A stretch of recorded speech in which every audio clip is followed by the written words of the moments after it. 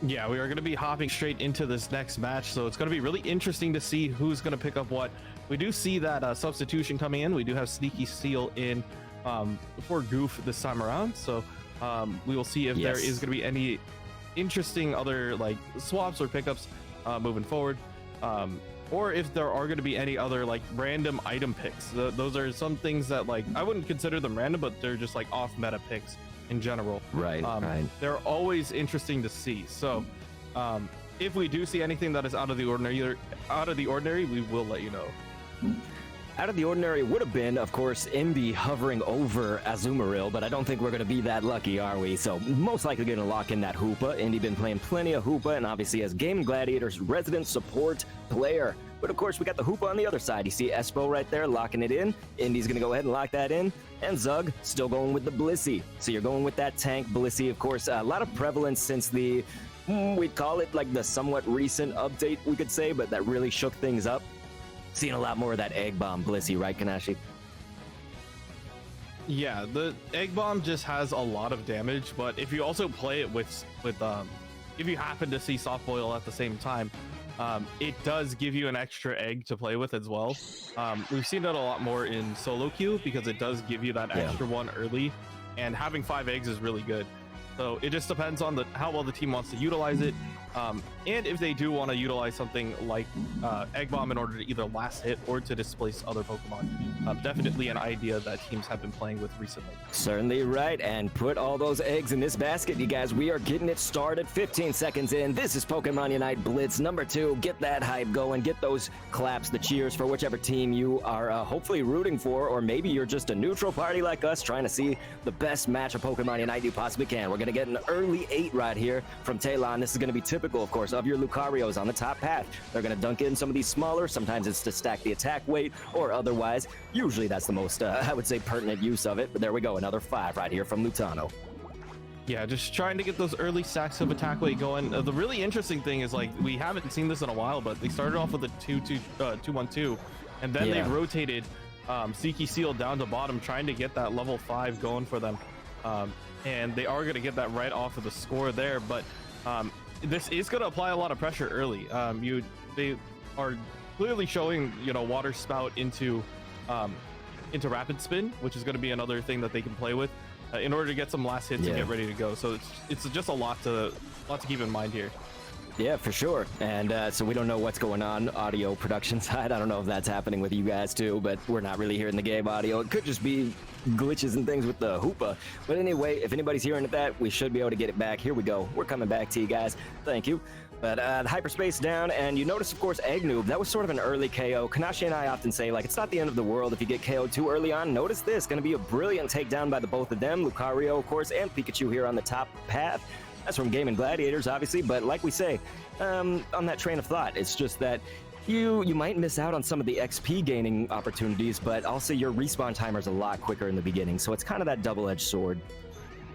Yeah, you miss out on the early experience, which is kind of important, but also it's not really the end of the world if you do lose out on it.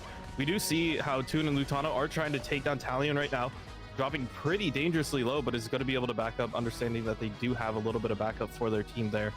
But the interesting thing is, the Wartortle mid at the moment. We're trying to get that to a Blastoise, preferably before the first Dreadnought, so you could secure it down, but we will see if that is the case moving forward.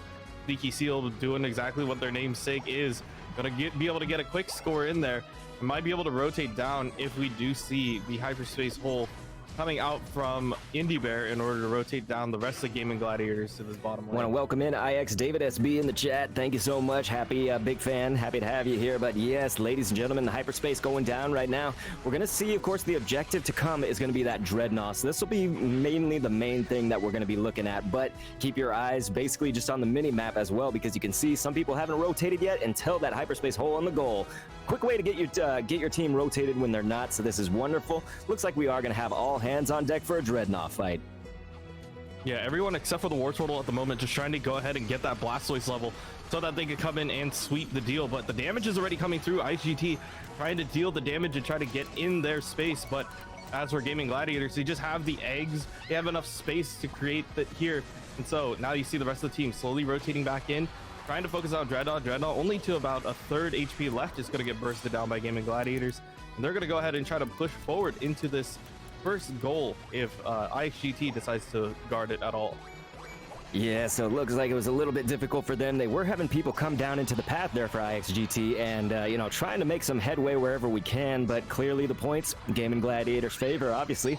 We also have some fuller, I would say fuller pockets, because at this stage of the match, to have 40, that's pretty nice, you know, when you've got about 6 minutes on the clock. Very nice bringing down that Lucario right here for Gaimin Gladiators, and so this is looking pretty good, although Indy feeling a lot of the pain and a lot of the pressure right here as they still haven't taken down that first A-bomb. Indy will go down right now. You're going to see the Hydro Typhoon, and then they're going to be rapid spinning in, maybe rapid spinning out after the damage has been done, and that damage is certainly being done. Sneaky Seal pulling it all off, looking very nice there on the field. Yeah, and Sneaky Seal trying to make sure that they could get that last goal up to as much as possible, trying to dunk in that 17 and not take any more Eos energy along with them. But it looks like the rest of the team might just want to break this just so they don't have the recovery or the goal to go ahead and play on. So we will see if that is the case. A lot of the teams are still diving on. You see Toon trying to initiate there.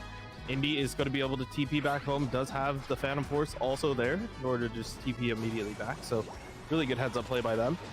Meanwhile, at top, IXGT does secure down the Rotom. They are going to get that first score, but it's not going to be for free, as Lutano is going to be able to grab that first kill. It's going to be really important, especially starting to rotate down towards this next Dreadnought too. We'll see if teams start positioning for that. You're right. The trade-off there would be an interesting dynamic. Now we actually see Kratos in quite a lot of danger right here, and this is nice to have Venusaur at this stage, but to be brought down before the Dread may have enough time to come back, but it's just making things a lot more difficult for IXGT. They have to shuffle a lot more, which is what they've been doing this whole match, right? You know, Gaimin Gladiators, to their credit, putting on a lot of pressure, and this is obviously a solid team, so we are in for quite the slugfest as that next Dreadnought is starting to spawn right here. Yeah, it's just about to spawn, and now you see IXGT trying to collapse on Lutano here, but it looks like the Unite moves coming out from Toon here just to create a little bit of space and damage. You do, speaking of space, we do have the hyperspace holes opening up for both sides of Hoops Unbound, bringing down the rest of the team instead of having to utilize the hyperspace hole. Hydro Typhoon as well going to be able to land on a couple and take out two from IXGT, and Gaimin Gladiators trying to push and get even more space from them, already focusing down Espo, going to be able to grab that as well, and the Dreadnought. As you do see Gaimin Gladiators continue on with the same amount of pressure that they had from the first Dreadnought fight. Yeah, what do you think about Toon today? Playing as that Pikachu and obviously making it work as Toon does with anything. Toon has basically the multi-tool of Pokemon Unite. Can play anything, it seems like. And normally we're seeing Goof GG running that Pikachu. Today with this substitution of Sneaky Seal in Goof's spot, very, very fascinating dynamic, I would say, to have Toon playing as our Pikachu and making it work clearly. I mean, that was a KO streak of 3 and then another KO streak of 2 pretty much directly after. Yeah, they're just allowing for that pressure, but meanwhile at top, you do see how IXGT already breaking that first goal just to give them a little bit more space to play with Rotom. Meanwhile, down at bottom, we still have that altercation going down, and they are utilizing the hyperspace hole. Toon getting in dangerously low HP, has to pop their Unite move in order to try to stay alive with that Buddy Barrier, and the turn is going to be there. Toon might not be able to get out, and it looks like they aren't going to be able to get out. Unfortunately, the hyperspace hole was not there in time for them, but IXGT still trying to play defense on this front goal. Absolutely right, ladies and gentlemen. We'll be looking at our first final stretch coming up in no time, but oftentimes you're trying to consider, well, there's obviously a Rotom to deal with up here on this. We can see that on the mini-map, but we also had the Spectator on it for a little while. So Gaimin Gladiators will go ahead and take care of that. Possibly a third Dreadnought, although I can't recall exactly where the time was. No, that would actually be 30 seconds, and then there'd be like just about a second. So we probably...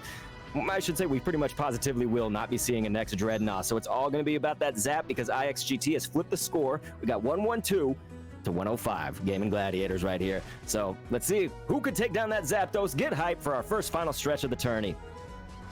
Yeah, this is going to be really important for both teams. You know, score's still really close. But the thing that is really important is Gaimin Gladiators left the front 2 goals open. So even if they don't happen to win the Zapdos, without the jump pad and without them being able to rotate down and play defense, the scoring from Gaimin Gladiators can still be there. So that is something that they definitely have to keep in mind as they're going to be starting and getting ready for this final stretch. As we are looking positioning wise, both teams are just kind of figuring out, getting some information, trying to figure out where exactly they can be or where they want to engage. see both teams just kind of playing it nice and slow. Talion still running to that second goal at the moment. Might be able to try to get a quick score in and then rotate. Hoops Unbound coming through from both sides. Going to try to bring him down. Zapdos ready down to a quarter. All teams popping everything. Hydro Typhoon's going to end up going in the way of Gaimin Gladiators. So now they're just trying to book it to the first goal. You do see the Blissey going to be able to score the first one. They are waiting on Indy to go ahead and get out of that form. Lutano's also going to be able to dunk here. But meanwhile, on the other side, you do have IXGT still scoring as well, continuing on that pressure. But it looks like Gaimin Gladiators, they have enough pressure to go through, and they continue it and possibly play the defense to prevent IXGT from getting their comeback. That's right. You saw Greninja there for IXGT, just ran straight for it to try to match, saying, hey, Gaimin Gladiators really needed that, and it was unfortunate for GT, so they, did what they could, but we can clearly see that outmatch in points. I mean, when you got 505 to 272, going to be pretty hard to respond to that when you only have about 30-40 seconds left. Now, if you had full pockets, we're talking all points are doubled right now, so you could really pull off something crazy here, maybe, but geez, that would certainly be the Hail Mary play. So IXGT going to try to do what they can and send over as much of a full send as they can here on the bottom path, but we still have some people recovering too from the respawn. So, again, like we say, this is going to be a very tall order. They will attempt, though, because, hey, why not try? But we only have about 10 seconds left, just about. So, ladies and gentlemen, it's not looking good if you're IXGT for this first match, and hopefully they can respond in game 2. Yeah, they're trying to get that damage through the hyperspace holes, giving them a little bit more speed to play with around the goal zone, and that is going to be the game right there. Gaimin Gladiators going to be taking the series up early, so it's going to be really interesting to see how IXGT is going to be responding here. That is right. So, ladies and gentlemen, let's see that score breakdown, and we'll give it to you live. But I think you know who won this, right? We're going to hear the audio first, but we don't see it quite on screen just yet. But, of course, it's saying you win. That's going to be a 505 for Gaimin Gladiators to the final score of 272 for IXGT. Yeah, it's just a really, really impressive win. Both teams were really close. And I do think it will come down to that final 2 minutes once again. I think IXGT had the right idea. They kept it close. They kept it competitive. They applied more pressure. But I do think that if Gaimin Gladiators, or if IXGT ended up winning that final fight, this definitely would have been a script flipped in their favor. So when it does come down to the rest of it, I feel like IXGT just has to make literally just tiny adjustments. They're ready. They're comfortable with what they're playing. And if that is the answer, hopefully we could take this to game 3. And you could see in response to Gladiator quotes, I'm always cringe with that when we got the Gaimin Gladiators here. When a man sees his end, he wants to know that there was some purpose to his life. And I think GG is saying, hey, our purpose is to win this Unite Blitz. Am I right? Well, that's to be seen. So we'll find out. Had to get the cringy quote in, ladies and gentlemen. I'm looking to this side to see y'all's chats, so throw them down here in the chat. We're gonna be here to read it. Of course, we're going on to our game 2. And so, Kanashi, the typical thing that you and I discuss is what can IXGT do differently? And it's tough when a game goes like this, right? So when a move happens at Zap, basically, and it flips the score for the other team, right? Is we have to determine, well, they really were playing pretty well up until it's obviously the Zapdos. And so, they can't change a whole lot unless they really want to try to throw Gaimin Gladiators for a loop here. Now, when you're talking about a team like Gaimin Gladiators, this is one of the top teams in A overall. So it's kind of a tall order. Going to be a little bit difficult, and sometimes GG themselves, even when they're winning, they'll throw people off too. So they'll do the move that's like, trying to mix somebody up. So let's see what happens. But if you want to wager any guesses, do you have any, or is there anything you want to talk about that last match? Sound off, man. I feel like they both played to the best of their advantage. I do think IXGT needs to prioritize and maybe even win more fights towards Dreadnought. They didn't win a single Dreadnought in that match, so the level started towards Gaimin Gladiators quite early. I feel like if IXGT decides to play more towards either the first or the second Dreadnought, it could definitely play to their advantage and apply more pressure than what Gaimin Gladiators can handle. So we will see if that is the case moving forward into this game, or if we are going to be seeing anything different coming out from either IXGT or Gaimin Gladiators. As we are heading into the screen, we do see Sneaky Seal kind of showing us some spicy looks. We'll see if it is going to be the case, or if they're just going to go back to the basics here. Yeah, we do want to make sure to remind our viewers, just so it's not a jarring experience for you, is that IXGT is going to flip this time, so they will be purple. So for those who were just watching the last match, you would know, of course, Gaimin Gladiators was purple then, so they'll be orange this time. Sneaky Seal doing really well with the Blastoise, as is expected, of course, of him, but it was nice because that Blastoise, it usually is such a long road to evolve, but Sneaky Seal had it pretty dang quick, so, you know, I'm expecting good things. And the onus is also on Venusaur, I would say, for the other side. So Kratos still going to be running with that Venusaur, and we'll hope the same for them. So clearly, we have a fight on our hands, and it's up to them. So IXGT, bring this to a game 3, maybe. We're going to get this started. Yeah, I do like this adjustment. Kratos on the Venusaur, definitely going to apply a little bit more pressure this time. May need the levels earlier, but that shouldn't be too hard, especially with Espo with that experience share. To be able to help him out for sure. So we will see how well these teams are going to be playing. You do see Gaimin Gladiators switching up their looks as well, matching the 1-1-3 this time, and putting the Score Bunny and the Cinderace in the mid section this time. Central area. Yeah, in the central area, just to get the leveling going for them this time, and allowing Sneaky Seal to go play this Blastoise down at bottom now. So slightly different laning, but should still be really interesting to see how well these two teams are going to be facing off. We do see an early pickoff here by Indie Bear that is going to give a little bit of experience going towards Gaimin Gladiators. We'll see if that ends up playing out more in the future.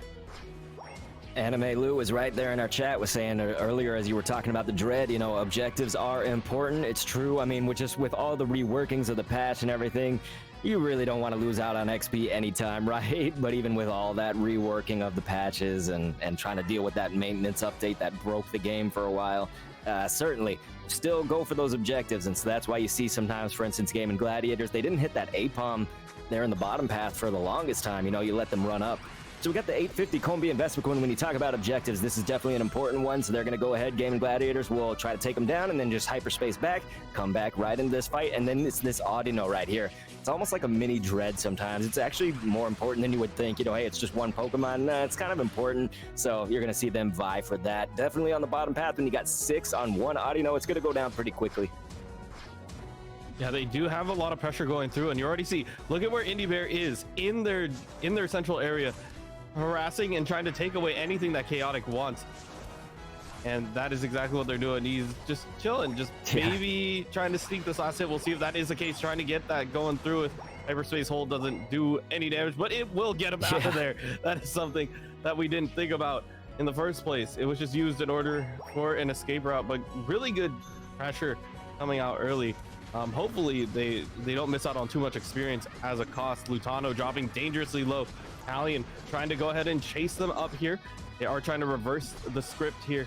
They are getting pushed down into their own base here, but it looks like the Hyperspace Holt's going to be able to take them back home. So full HP, and they are going to be getting ready for that Dreadnought that is going to spawn at 7. This is clearly one of those things, you know, probably doesn't even to be said, honestly, but like Hoopa's, the prevalence of Hyperspace Hole, personally, I've been enjoying to see that because that's always how I played Hoopa, even when it was not really the thing, and Trick Shadow Ball might have been more so the meta pick.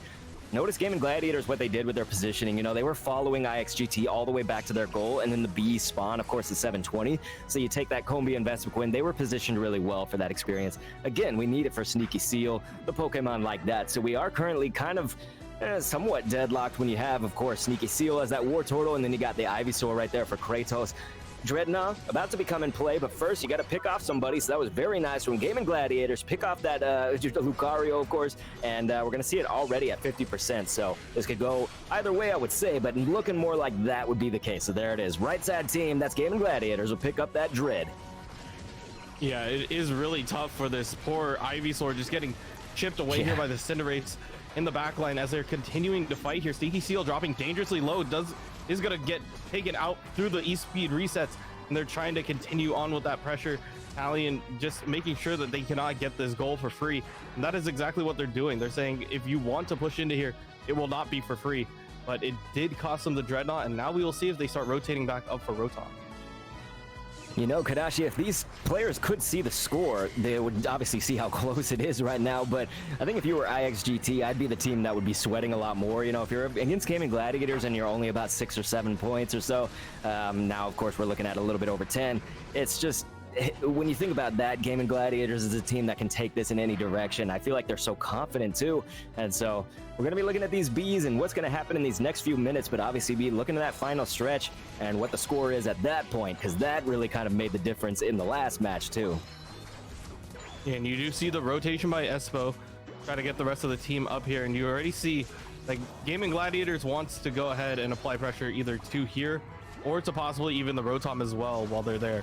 But we will see if that is the case. Talion dropping really low, and Toon is going to be able to get that last hit there.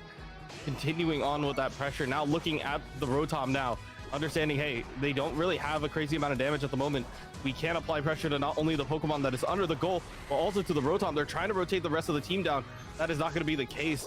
Hyperspace Hole is not going to be in time to get them, and the Rotom is going to be able to get picked up here. So we will see what they're going to do.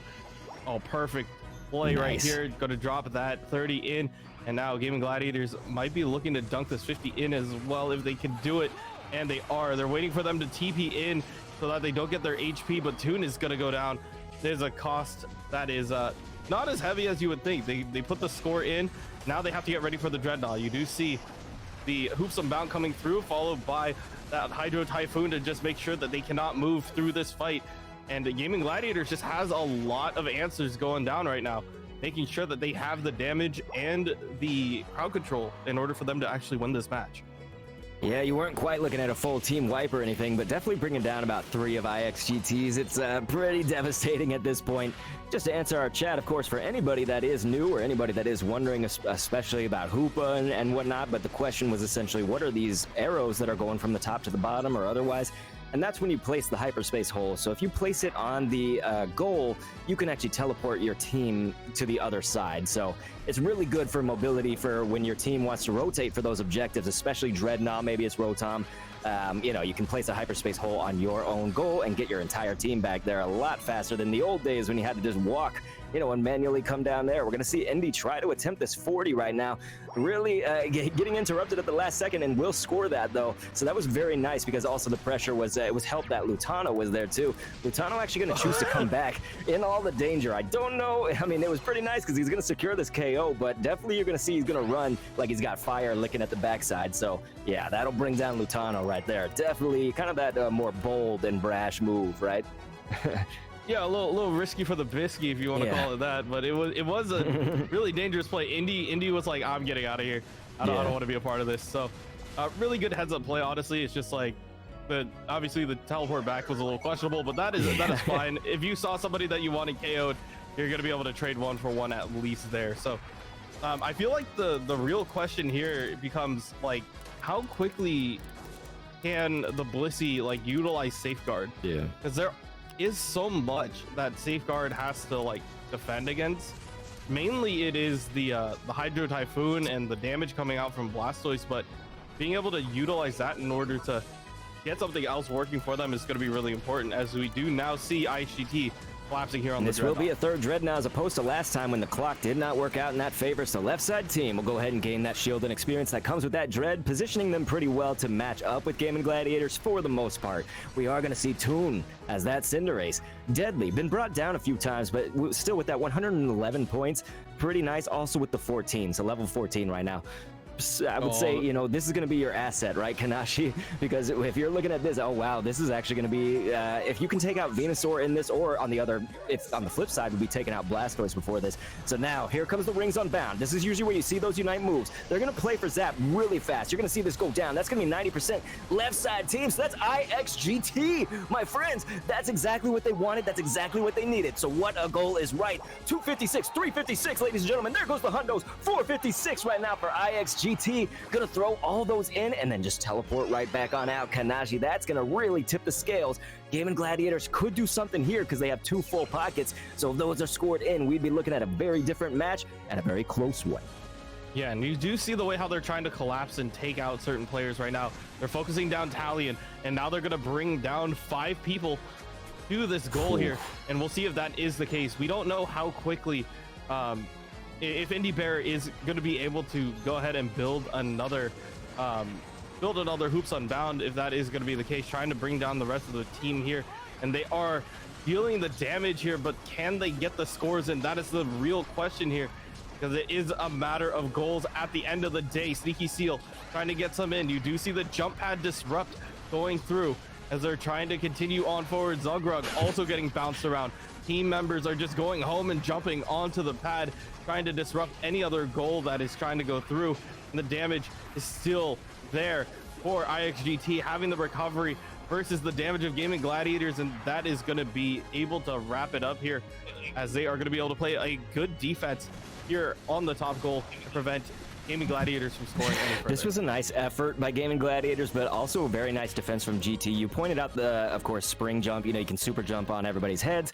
That's going to be a good way to disrupt quickly, but also this was something I saw For and Famous recently doing, is the attempt that Gaimin Gladiators pulled off, and really that Hoopa is instrumental, but also you noticed Toon. That was a big, I would say, instrumental part of it as well, because Toon was just trying to pick them off from afar, and you notice what GT was trying to do. IXGT trying to answer by taking out Toon, you know, and try to pick him off somewhere. It's very difficult though. So both teams, you know, were in quite the situation, I would say, and so that will result, of course, in IXGT with that win. So that's 456 for them to 259 for Gaimin Gladiators. Yeah, overall, like a really close score going into that final stretch. We knew that, you know, Gaimin Gladiators had the lead in terms of the first part, but once you flip that zap, it does change the game. So IXGT wanted to probably put more pressure on. You did see that that Espo was still in the Hoops Unbound form when they got KO'd, so they weren't able to score in there. Same thing with Eggnoob, and it just didn't work out for them in that favor. So unfortunately for them, they didn't get any scores, but it was just enough for the rest of the team in order to apply the pressure and get the scores that they needed in order to win the game. So good adjustment by IXGT. Now the ball's in Gaimin Gladiators court. We'll see if they decide to change up anything, or if they're just going to run it back and try to just win it in the game. Yeah, sort of a lot of plays that we could call out, I would say, in that game for all stages of the match, whereas that first match, it really did come down to that zap play mostly. I mean, there were a few plays here and there. I think of Lutano, of course, when Indy and Lutano were using the hyperspace. Indy stayed back. Lutano, being bold and brash, jumped back in. Maybe Arkway is going to fire me if I use way too many Gladiator movie quotes, but, you know, Lutano was probably in that moment like, sometimes I do what I want to, the rest of the time I do what I have to. And Lutano, I think in that case, did what he wanted to. And so it did result in some crazy, I would say, crazy occurrences and stuff, but he still managed to get off that KO and things. It's just then he had to bring everybody on that wild goose chase that then happens. So, any other kind of breakout moments for you, Kanashi, or was it just sort of all over the map? There was everything in that match. Yeah, we know that both teams were vying for that Zapdos in the last 2 minutes. Literally, they're just all diving there and trying to get whatever they can going their way. It doesn't. I feel like both of these teams know that they can play 8 minutes of flawless, like, you know, Pokemon Unite, and then it does come down to those last 2 minutes and how quickly and who can get it. And literally, it's a coin toss. Like, every team is throwing every Unite move possible at Zapdos, trying to get that last hit, and you don't know who it goes to until, you know, the lightning bolts come down and tell you who got what. So it is really interesting to see how these teams are playing. They're highly prioritizing objectives and rotating through. And once again, I do think that both of these teams are playing the best that they can. They respect each other really, really much. So it's going to be it's going to determine how they are going to be facing off against each other moving into this last match here. And so we'll be seeing the picks, we'll be seeing the items coming up on screen. Not too much changing, I would say, as far as just a holistic picture, but we still got to see a few more picks here. And the wild card will be Toon, right? So is he going to stick with what maybe a Cinderace, going to stick with the Pikachu, hovering over that Sylveon, Kanashi. So I would be, you know, I would be definitely a fan of seeing something different, of course, and see what Toon pulls out. But hey, whatever works for him. Yeah, it does look like at the moment, you know, a lock-in on the Sylveon. I feel like that would be a good answer to the Venusaur if they do decide to play it at bottom. It's at early levels. It's kind of the same way how you would read like Alola Ninetales. Like when you do see A9, you know that they evolve at level 4. They get their first move at level 4. Same thing with Sylveon here. So it is going to be a little bit of pressure coming out from Toon if they do decide to run Toon in bottom lane along with, you know, Zug and Indy, which I'm highly like I'm thinking that's going to be the case. Meanwhile, Chaotic is just going to go ahead and play in the jungle, try to get that leveling going, and same thing with the Blastoise for Sneaky Seal. It is just going to come down to the number of like how much can they apply pressure to the opposite side, and we'll see how the rotations go, especially as they're starting. Well, I like that you mentioned that, of course, because it's so rare that we ever see Toon pull anything off in the central area. So look at this right here, and you got the little Espeon bow in the icon, of course, for our little Eevee there. And you're right, though. I mean, Sylveon, to get level 4, you can do that in like 30 seconds sometimes. So another thing I've seen people do is they'll split the farm. So it might be that, you know, Sneaky Seal might take half of that right there, because you can see Toon already going for that rotation to the top. So we may see Sneaky Seal break off of that bottom path, or we may not. We'll just have to determine how this the rest of this goes. But that is a strategy you can do, is just kind of split that.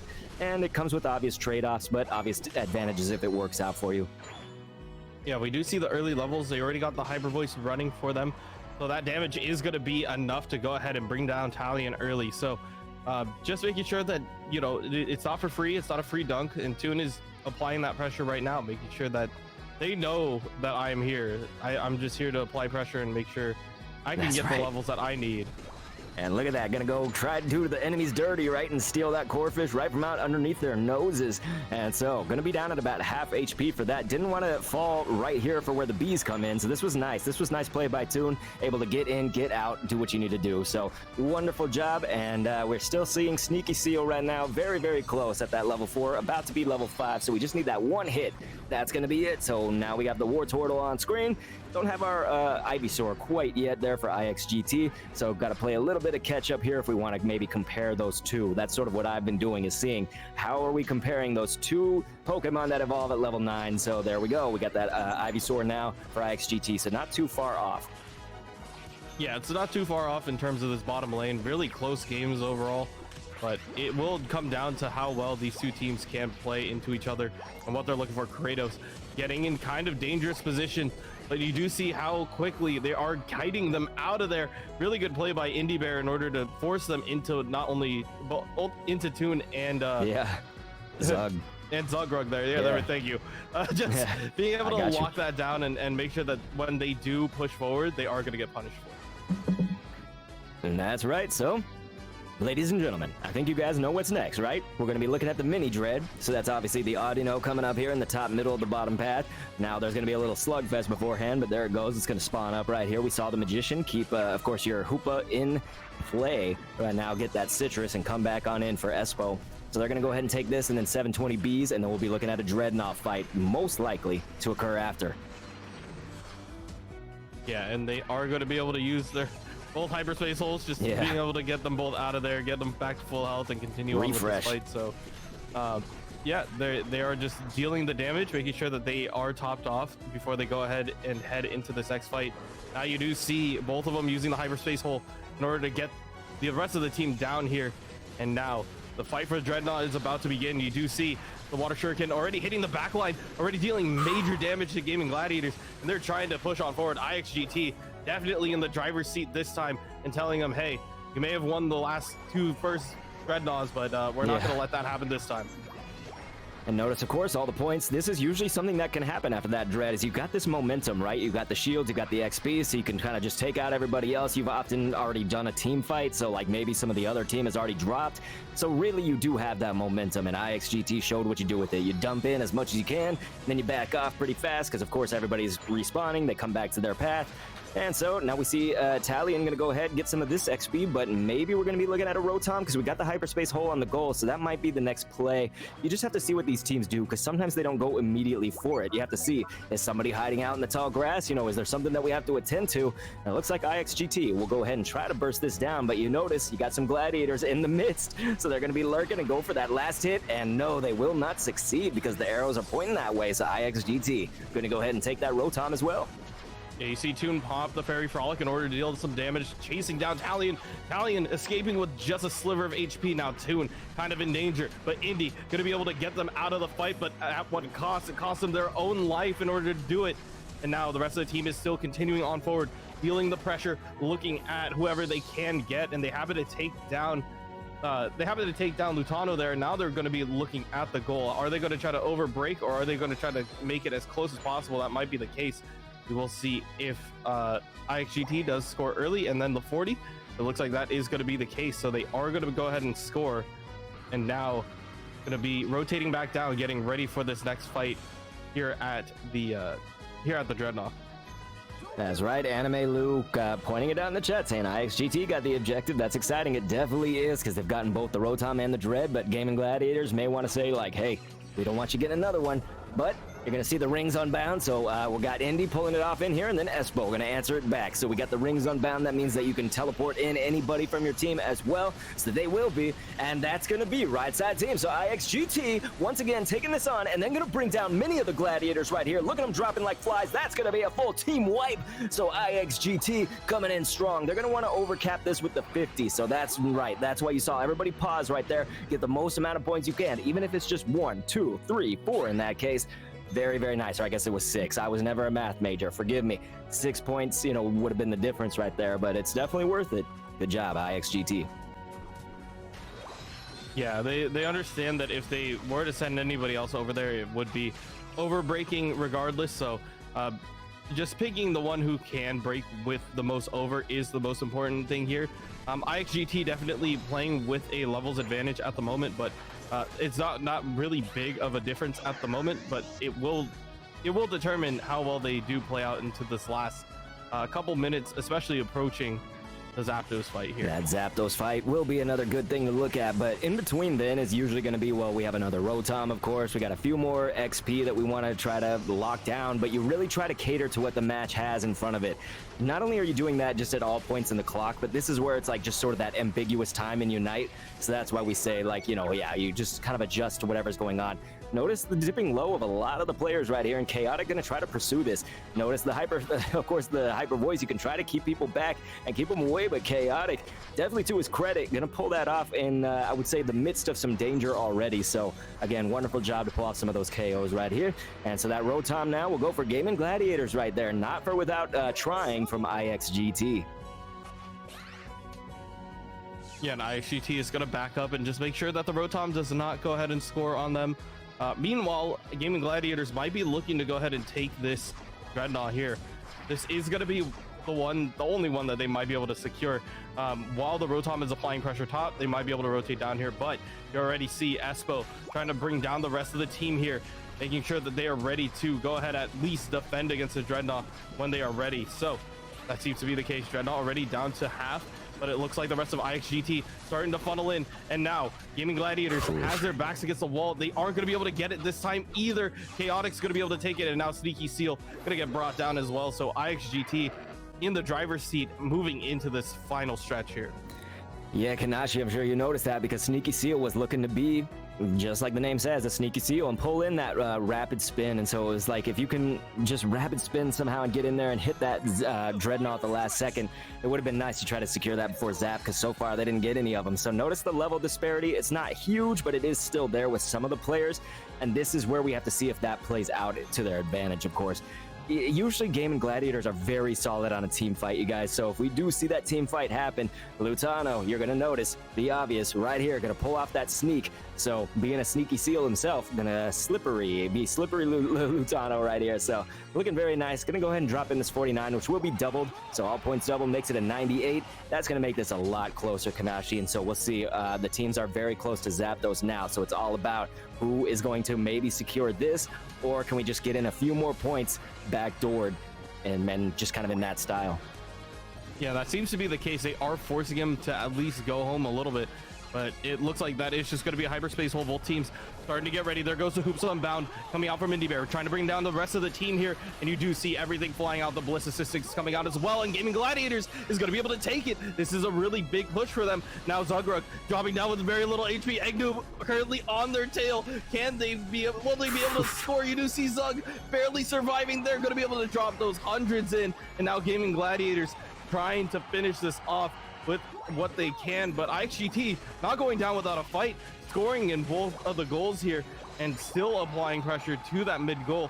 And IXGT, they might not know how far behind they are, but they might be able to continue on fighting and maybe get a couple more goals in here. But now Gaimin Gladiators just playing defense, they are ready to go, and that is the way how this is going to be played out. Is literally down to the wire. All of these games came down to literally the final stretch. That's right. I would say probably the second match was our closest one, where it had kind of the most chances of a swing. But no, man, that final stretch really changes things, and Gaimin Gladiators showed you. You know, there's that Gladiators quote that says people should know when they are conquered. And I think IXGT kind of knows when they're conquered, especially at this point. It looks pretty obvious, right? And so, ladies and gentlemen, Gaimin Gladiators going to move on with those 2 victories to IXGT's 1 right here in the winner's semifinals. Here comes that score breakdown. You see that final score of 657 for Gaimin Gladiators to 462 for IXGT. Yeah, this game was absolutely bonkers, really close overall. If we start moving into the score, you do see that Gaimin Gladiators were behind for majority of the game, and it wasn't until they secured the Zapdos were able to push on forward and score that really did flip the script there. I do feel like if Zugrug did go down, it would have been really close, but overall these games were really close. And yeah, if Zugrug didn't make it there, this game would be a lot closer, especially moving into those last bits. But yeah, Gaimin Gladiators this is something that we've seen in the JP meta, and I'm excited to see it here a little bit too, where they apply a ton of pressure to top lane, and all it does is you take the Rotom, you let it push, you take the Rotom, you let it push, and then if you happen to push with the Rotom instead you create enough space that you can start breaking those goals. You expose the final goal, anything goes, it doesn't break. So once you start getting to that Zapdos timer, and even if you don't get Zapdos, you happen to keep the rest of the team going, you can just push straight into that final goal. And if they're not playing defense, it can swing in your favor. So definitely a lot of pressure moving towards top lane. Gaimin Gladiators left the bottom lane completely open, did whatever they needed to, and yeah, that ended up rolling for them. So good play overall by everybody.